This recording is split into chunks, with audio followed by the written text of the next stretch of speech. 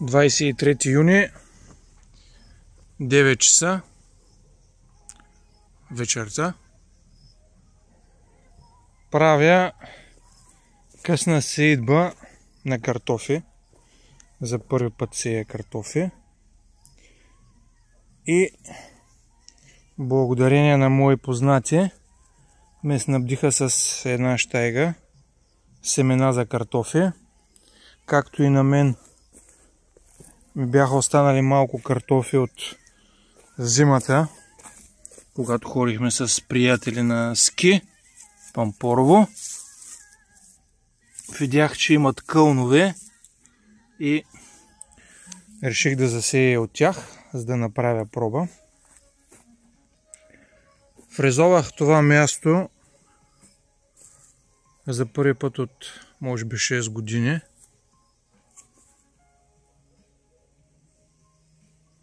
Беше с райграс, както е това. И разбира се, имаше и малко детелина, зелен троскот, но общо беше едно малко поле с зеленина. Реших тази година, тъй като ми е приятно, да фрезовам и да засея определени неща. Последното, което си го оставих, е именно картофи. Купих си също инвентар към фрезата, но след като го фрезовах, мисля около 4-5 пъти, продълбочих го само един път, но явно не беше достатъчно, тъй като когато правих лехите, на някои места беше по-плитко и се наложи да закопая малко повече. Лехите ги направих в бързина, без сезал, както съм ги подготвил когато сеех преди 4-5 години, но се получиха сравнително равни. За лехите смятах да използвам браздир, който също си взех за фрезата. Оставих я на ремонт и ми казаха, че около 2 седмици ще бъдат необходими, поради което трябваше да взема мотика номер 12, т.е. една голяма мотика. Направих лехите, останаха картофите. Как аз правя лехи? Отнемам с мотиката и придърпвам към себе си.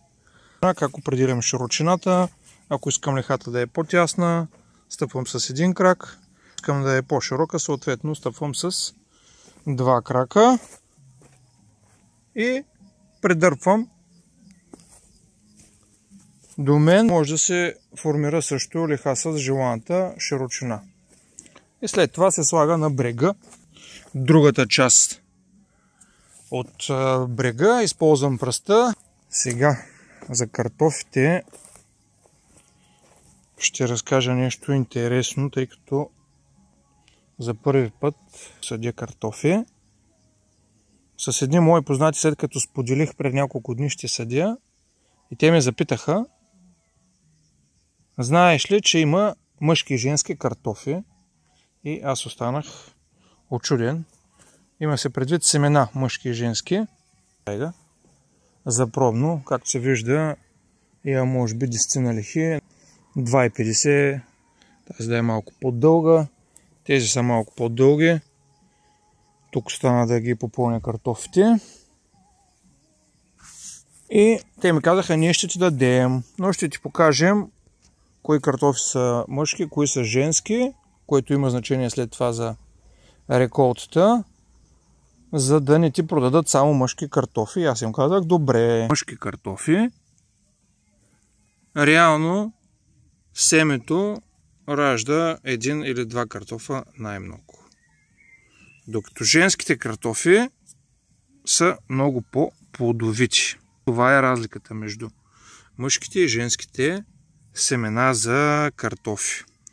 Мъжките семена за картофи са с единични или няколко, но много тънки кълнове. Ето както, например, този. Докато женските семена на картофите са с много кълнове и по-плътни. Предполага да излязат много повече картофи, отколкото от... Дали е така, ще проверя. Втория ред догоре. Първите картофи съм ги предвидил и съм поставил така наречените мъжки семена. В тези двата долни реда картофи, които са от Пампорово, при тях не видях с тънки кълнове, т.е. предполагам, че всичките са с женски семена. Остана ми този ред да попълня. Повечето ми семена останаха мъжки, така че ще наредя последователно мъжки, за да мога след това естествено и да проследя резултата. Дали действително от мъжко семе на картоф ще излезе само един нов картоф, или два, или три, или повече, и ще сравня с другите. Естествено, ако въобще изникне нещо. Надявам се да се получи. Така, може би се забелязва по лехите, това е пепел. Съветваха ме, това е по стара рецепта, както се казва, на възрастните хора от селата. Под картофите, за да няма колорадски бръмбари, се слага пепел. Имам познат, който стопанисва казан за ракия. Помолих му, днес му се обадих. Даде ми 2 чувалчета, дори остана. И с една лопатка разсипвам, по-малко слагам. Проверката е висша форма на доверие. Оставих една част от лехата без пепел, за да мога също да направя сравнение дали ще има различие, т.е. дали евентуално ще се появят вредители. Поставям и останалите семена в лехите, заравям, поливам и това е от мен. Лека вечер, надявам се урожаят от картофи да е много добър.